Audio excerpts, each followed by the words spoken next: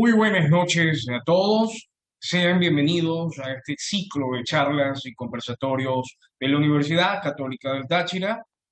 Para nosotros es un honor llegar a cada uno de ustedes a través de estos medios. La Universidad Católica del Táchira no se detiene, ni tu futuro tampoco. Es nuestro lema en la actualidad, que durante todo este tiempo de pandemia, la UCAT no se ha detenido. El día de hoy, continuando con este ciclo de charlas, nos acompaña la abogada y profesora de la Universidad Católica del Táchira, Maite Soto. Maite hablará sobre la moneda de curso legal para pagar salario en Venezuela y el impacto en los beneficios y en las obligaciones. Esta noche, Maite, quien es profesora de nuestra universidad, de esta Universidad Católica del Táchira, quien es asesora de empresas a nivel nacional e internacional y quien tiene estudios en Derecho del Trabajo en la Universidad de Salamanca y la Universidad Castilla y La Mancha, nos dará una breve disertación sobre esto que está aconteciendo hoy día con el pago en moneda extranjera del salario.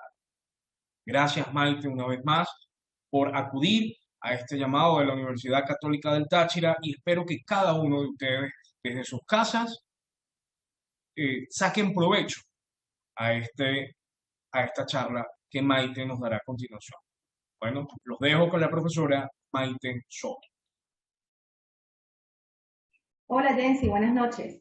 Encantada de estar de nuevo en este escenario académico, agradecida con nuestra Universidad Católica del Táchira por la invitación a participar en estas charlas que su Departamento de Educación Continua, liderizado, dirigido por el profesor Jensi Meneses, se han esforzado en mantener. A todos ustedes, gracias por aceptar la invitación y estar esta noche aquí en contacto con nosotros. El tema que nos trae el día de hoy es un tema de especial y digna consideración de los actores de la relación de trabajo, es decir, tanto de los empleadores y de los trabajadores, que no es otro que el salario. Siempre ha sido un tema de debate, de análisis. Hoy en día, en nuestro país, se están presentando ciertas circunstancias que han justificado o justifican que entremos un poco más en detalle a analizar todas las aristas o todas las situaciones que se están presentando. Para tratar el tema, yo preparé unas diapositivas que quiero compartir con ustedes. Ahí está,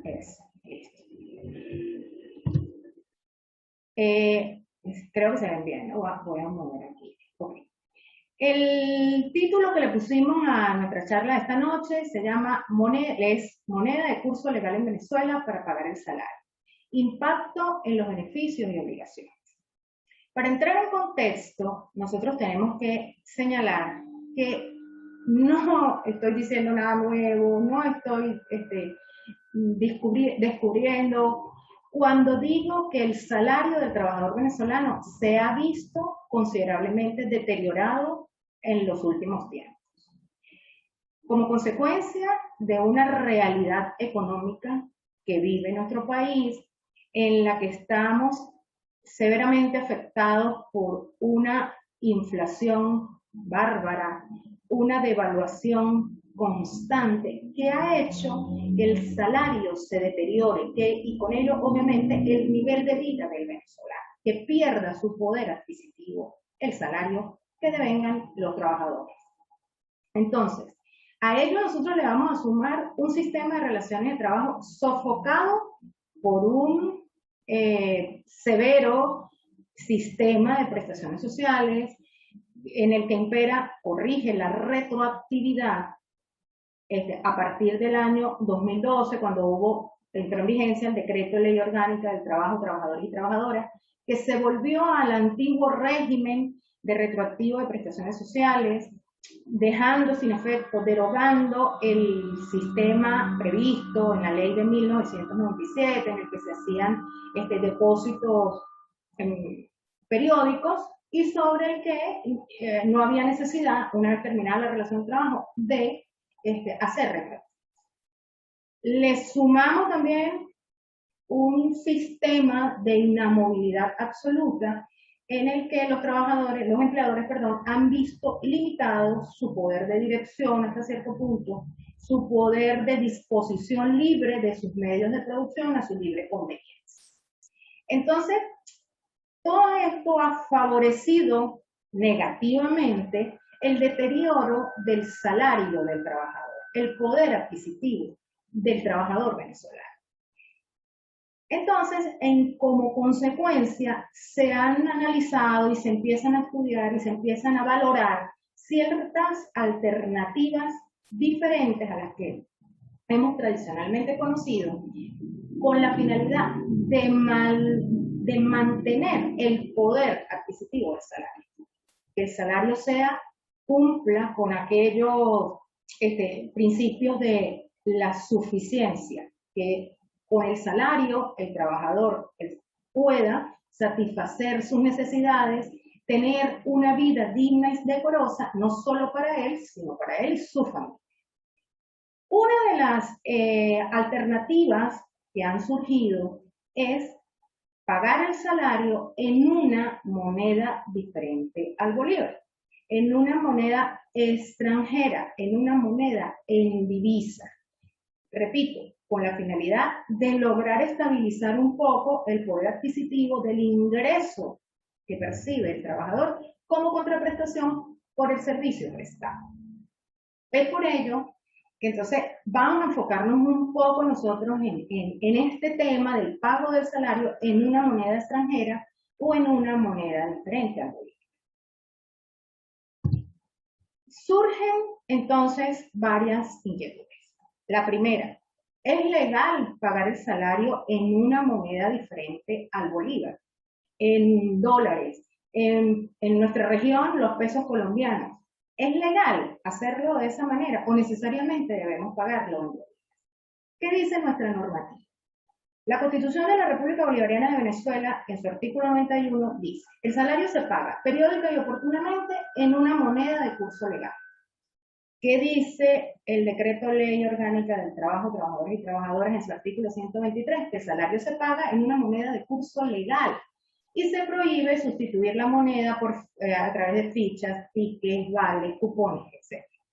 Esto tiene una razón de ser, porque anteriormente, incluso pudiese suceder en la actualidad, habían o hay ciertos empleadores que mantenían en sus instalaciones, o pudiese ser también fuera de ellas, ciertos establecimientos, distribuidoras, almacenes, en las que una vez que pagaran el salario de sus trabajadores con cupones o tickets, estos eran solo canjeables en esos establecimientos, o en esos almacenes, o en esas distribuidoras, que por lo general son o eran propiedad del empleador, con el que éste pudiese tener un interés.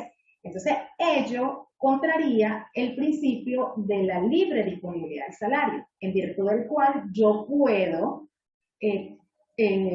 gastar mi dinero, invertirlo, mi salario, en lo que a mí me apetezca. En este caso, yo estoy limitado porque yo tengo que canjearlo en este establecimiento. Entonces, está prohibido pagar el salario a través de tickets o cupones. En consecuencia, y en resumen, nuestra normativa que dice moneda de curso legal y pago periódico y oportuno, y no es posible su sustitución.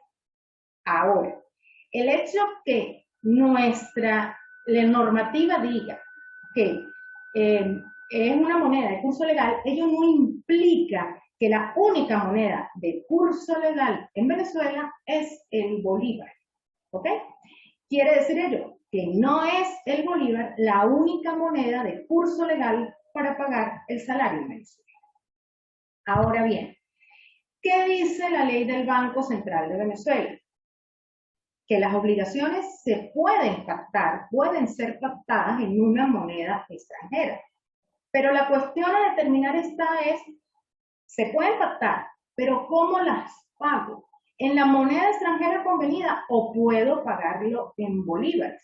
¿Qué establece el decreto ley? El decreto ley dice: los pagos estipulados en moneda extranjera se cancelan entregando o pagando una cantidad de dinero equivalente a la divisa que se acordó en bolívares de acuerdo al sistema o cumpliendo con el sistema cambiario vigente en el lugar y la fecha del pago.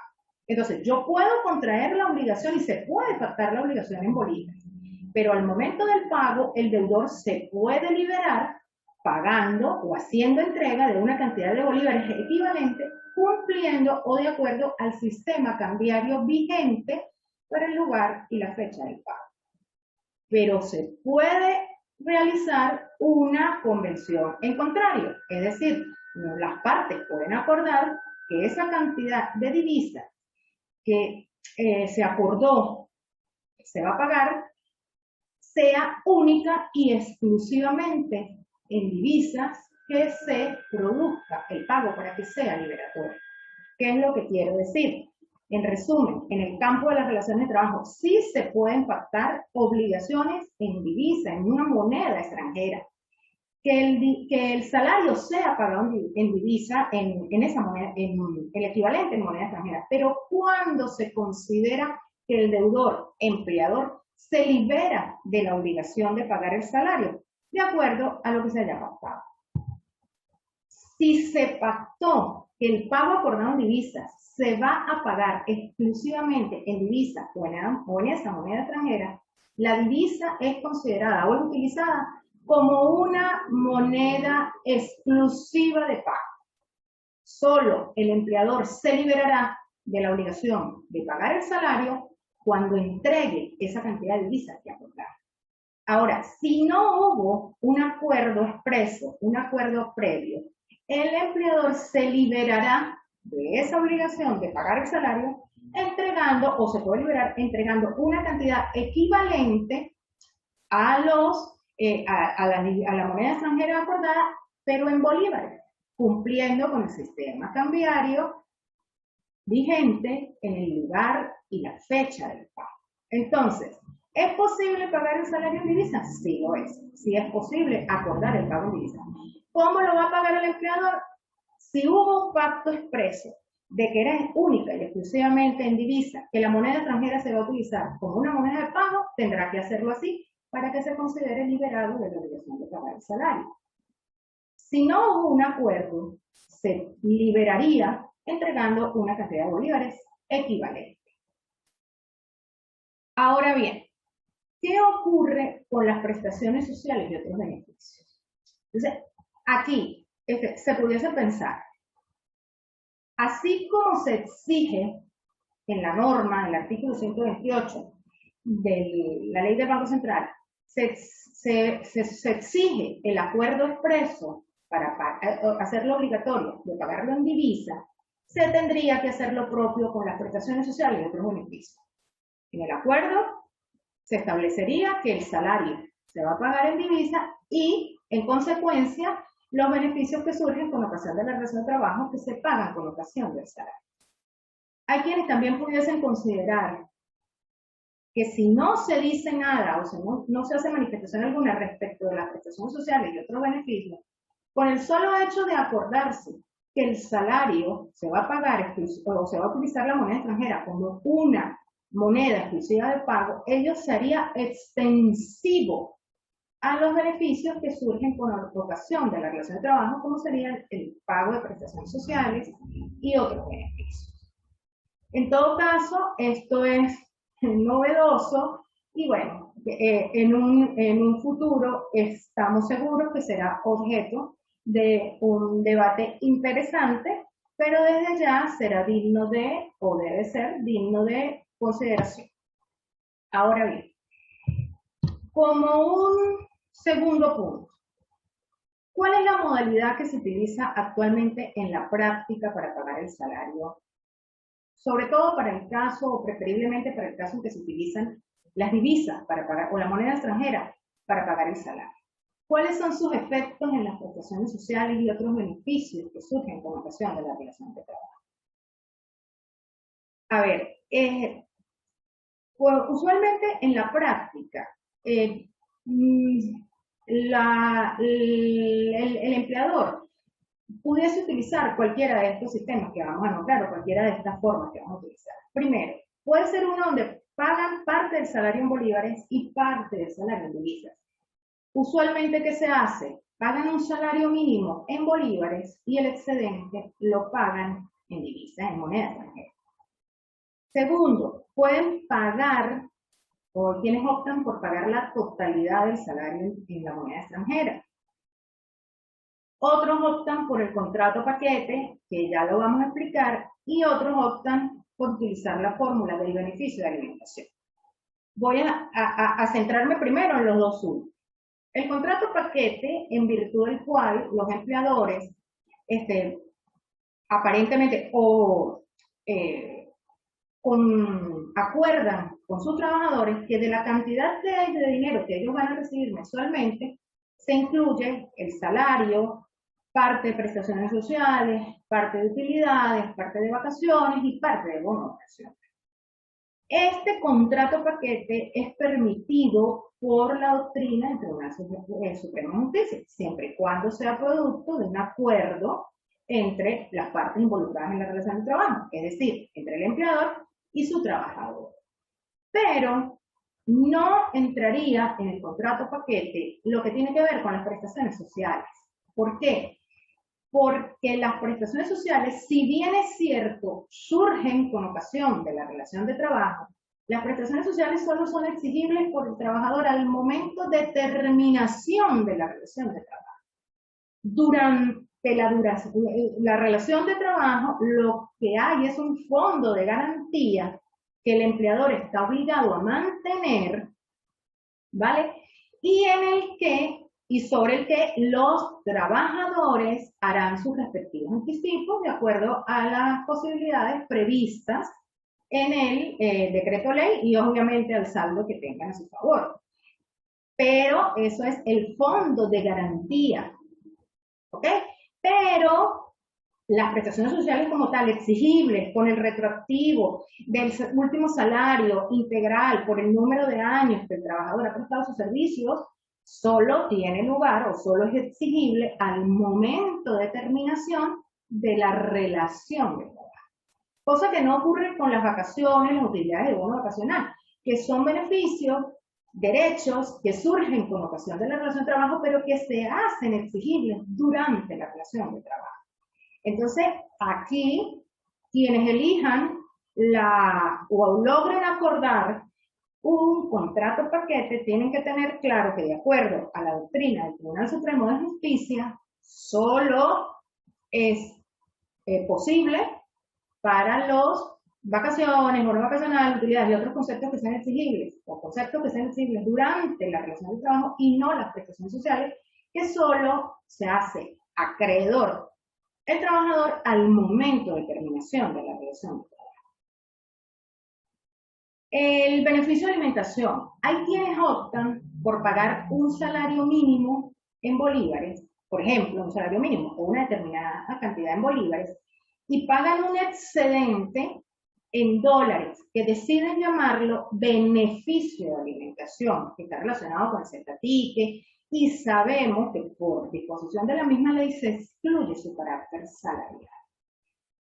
Yo no estoy tan clara, por llamarlo de alguna manera, respecto de la procedencia de esto, porque el beneficio de alimentación es algo accesorio a la prestación, al salario. Sí, es verdad, surge con ocasión de la prestación del servicio. No voy a entrar a considerar el motivo por el que nació el beneficio de alimentación o se consagró el beneficio de alimentación, pero sí es algo accesorio al salario. Entonces, mientras el salario mínimo del venezolano no llega a $2, vemos recibos de pago que dicen beneficio de alimentación $20 o $10 o cualquier otra cantidad en divisas o 150.000 pesos. Entonces, lo dije hace un momento, algo novedoso, se deberán hacer los correspondientes debates, el órgano jurisdiccional se pronunciará al respecto, llegará el momento en que se hagan fiscalizaciones por parte de los órganos de control y veremos cuál van a ser las tesis que van a presentar. Ahora, yéndonos al pago de parte del salario en bolívares y parte del salario en divisas. A ver, hay un tema que, y bueno, incluso en los puntos C y D, que el empleador quiere mantener su trabajador, porque hubo un momento en que la estabilidad como tal, el capital humano se fue apartando de la fuente de empleo. Las empresas quedaron, sus nóminas se vieron disminuidas considerablemente, sus trabajadores vieron a otros horizontes, no solo geográficos, sino de otro tipo de actividad que fuera más rentable para subsistir tanto el trabajador, obviamente, como su familia. Entonces, el empleador que se quiso mantener, que quiso mantenerse operativo en su actividad económica, se vio obligado a tomar medidas para retener su personal, para que su personal seguir contando con su capital humano y con ello, obviamente, mantener la fuente de empleo y conservar la fuente de empleo. ¿Ok? Y es por ello que decíamos hace rato, se comienzan a crear formas para retribuirlos de una manera más satisfactoria para ellos, que fuese más apetecible permanecer en el puesto de trabajo. Entonces, el empleador con la mejor buena fe lo ha hecho y cada día se preocupa y lo hace.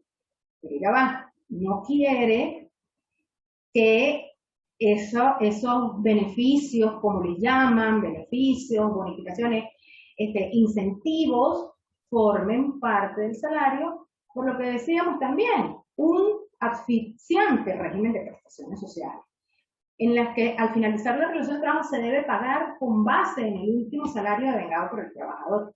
Y si todos estos beneficios, bonificaciones, incentivos, como usualmente se les llama, los incluyo en el salario, pues la entidad de trabajo va a terminar estrangulada y terminará desapareciendo. ¿Okay? Y la fuente de empleo se verá considerablemente afectada y con ello, obviamente, sus trabajadores. Entonces, es importante que el empleador, que la entidad de trabajo, se sincere respecto de su situación de retribución, respecto de sus esquemas salariales. Nuestra normativa es clara. Yo no voy a entrar a considerar si es agresiva, si es superficial, si es bárbara, si es estrangulante, pero es clara. Y dice que el salario es toda remuneración, provecho o ventaja que percibe el trabajador por la prestación del servicio. El salario tiene un carácter retributivo. Yo pago un salario porque mi trabajador está a mi disposición, asume una serie de obligaciones, presta un servicio. Adicionalmente, es de libre disponibilidad, debe ingresar efectivamente al patrimonio del trabajador y el trabajador puede disponer de él como quiera, como le apetece. Entonces, es importante que el empleador analice, sincere su esquema salarial y determine esas bonificaciones, esos beneficios e incentivos con lo que está retribuyendo a su trabajador, cumplen o no con lo que establece nuestra normativa respecto a qué es salario. Igualmente, nuestra normativa no solamente establece los beneficios salariales, también establece los beneficios sociales no remunerativos, que son todos aquellos beneficios que recibe el trabajador, que lo benefician, que evita, satisface necesidades, que evita que haga ciertas erogaciones. Y respecto de ellos no hay mayor problema, porque son ingresos que percibe el trabajador, pero que no tienen carácter salarial y en consecuencia, pues no formarán parte del salario o de la cantidad base de cálculo de las prestaciones sociales. Entonces, insistimos, es importante para que el empleador se sincere en dónde está. Si estamos en el salario o estamos en beneficios sociales no remunerativos. Y ello es importante, ¿por qué? porque al término de la relación, durante la relación de trabajo, el trabajador se mantiene satisfecho hasta cierto punto. Se mantiene satisfecho, tiene ciertos ingresos. Si nosotros nos ponemos a hacer comparaciones de esquemas salariales o de ingresos, encontramos bastantes diferencias entre unos y otros. Entonces, el trabajador, mientras está en la relación de trabajo activa, ellos están contentos. Y si no están muy contentos, si tiene cierto ingreso que lo mantiene más o menos, pues el trabajador no hace reclamos. Pero al momento de terminación de la relación de trabajo, las cosas pueden cambiar. Son muchas las cosas que pueden suceder. Las relaciones de trabajo pueden cambiar, pueden concluir por diversos motivos internos en la entidad de trabajo. Y las cosas pueden cambiar. Entonces, lo más sano en la economía o en el ámbito de las relaciones de trabajo es sincerar. Hay quienes seguro ya lo han hecho, hay quienes lo quieren hacer, hay quienes prefieren arriesgarse y ya se verá y ya veremos y eso a mí no me va a pasar. Pero es importante saber el terreno que se está pisando. Aquí el tema o la controversia es un tema probatorio. Porque sí, ¿qué ocurre también? A excepción de que sean ciertas empresas que tienen capital por fuera y eso, que paguen a sus trabajadores, que tengan cuentas en el exterior y hagan las transferencias a un nivel internacional que sea poco controlado aquí en el país. Por lo general pagan con moneda extranjera en efectivo. Entonces, muchas veces quieren pensar que el hecho de que sea en efectivo pues no deja rastro, no deja rastro y no te voy a tener problemas. Yo no creo que sea tan fácil. Tal vez en unas entidades de trabajo más pequeñas que otras, pero no creo que sea, no alcanzo a creer tampoco que sea tan fácil. Entonces, el tema es, la controversia es un debate probatorio, porque a la hora de un juicio, la carga probatoria obviamente es del empleador, pero el trabajador, hay una presunción legal a favor del trabajador. Entonces, el trabajador alegará un salario determinado. Es responsabilidad y carga del empleador desvirtuarlo, probar que no es ese salario que él alega, sino que es uno inferior. Ojo, sin embargo, ello no implica que el trabajador no haga lo propio, no haga lo suyo para que demostrar que su salario es el salario que él está alegando, un salario muy superior al que, por ejemplo, puede alegar el empleador. En juicio, el empleador, al alegar que no, el trabajador, por ejemplo, no devenga un salario de $50, sino que de 7 millones de bolívares, trae un hecho nuevo y debe demostrar que el salario son 7 millones de bolívares. Pero insisto, el trabajador puede hacer uso, y lo hará, de los medios probatorios necesarios o los medios probatorios disponibles para demostrar que su salario no es el que afirma el empleado. ¿Cuáles, en todo caso, qué otras consecuencias pudiese haber desde el punto de vista de las prestaciones sociales y otros beneficios? Que se pudiesen pagar, se pudiesen reclamar, demandar el retroactivo sobre las vacaciones, sobre las utilidades. Mira, esos conceptos me fueron calculados con base en un salario muy inferior al que yo realmente debía. Lo que pasa es que, bueno, eso es común oírlo, que bueno, yo estaba prestando el servicio y bueno, yo no me voy a quejar porque yo tengo hijos que mantener, etcétera, etcétera. Pero ya hoy en día sí me puedo concluir la relación de trabajo, no, sí lo puedo hacer. No que antes legalmente no lo pudiese hacer, durante la relación de trabajo puede hacer los reclamos que considere convenientes. Pero por lo general el trabajador muchas veces se cohíbe un poco. Y ahí es donde sofoca, si fuese la decisión de hacerlo, el sistema de inamovilidad absoluta, que el trabajador se considera amparado en el sistema y puede hacer los reclamos y hace uso de su garantía de indemnidad y de su derecho a hacer el reclamo sin que su relación de trabajo se vea afectada.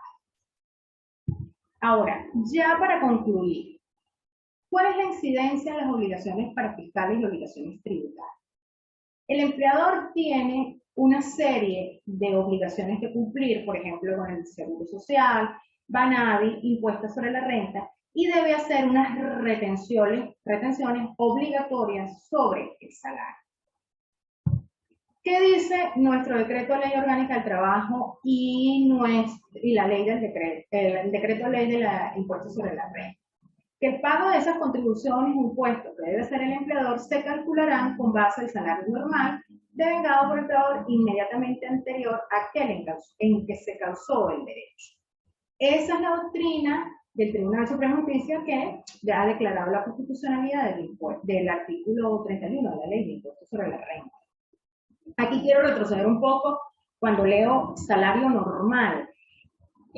Cuando nosotros anteriormente hablábamos de aclarar qué es salario y qué es un beneficio social no remunerativo, ya una vez que se determine, si fuese el caso, que es salario, es importante determinar si se trata de salario normal o se trata de salario integral.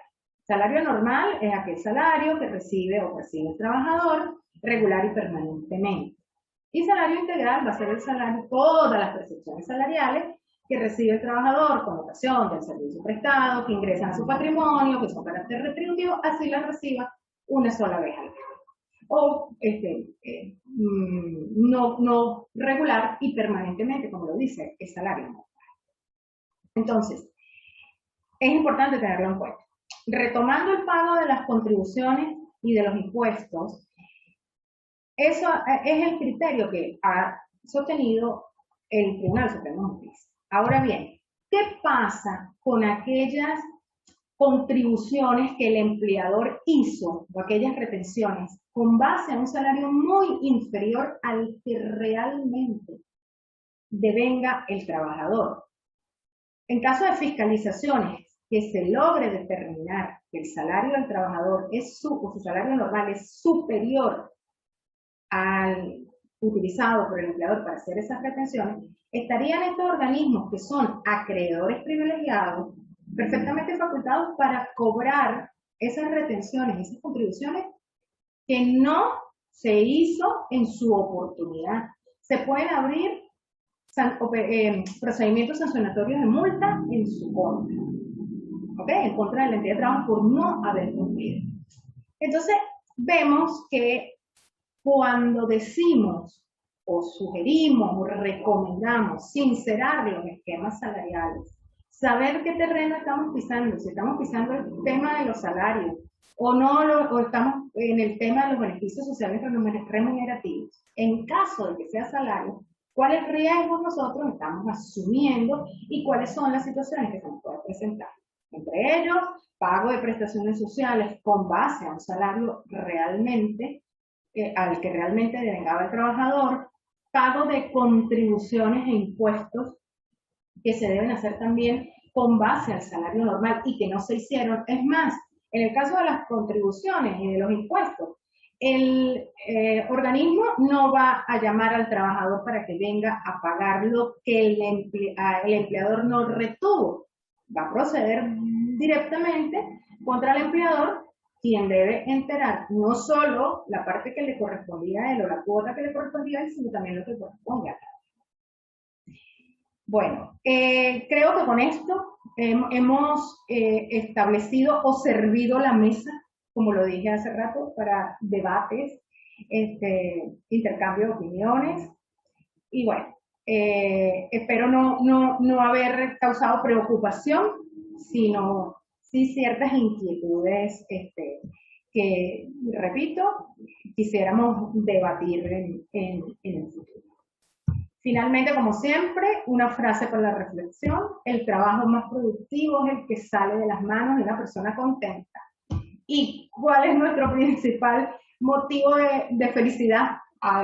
Más de la salud, que es la reinante, y el bienestar personal y familiar, una retribución salarial suficiente, un ingreso suficiente para tener una vida digna y decorosa para nosotros como trabajadores, ya sea dependientes o autónomos, y nuestra familia.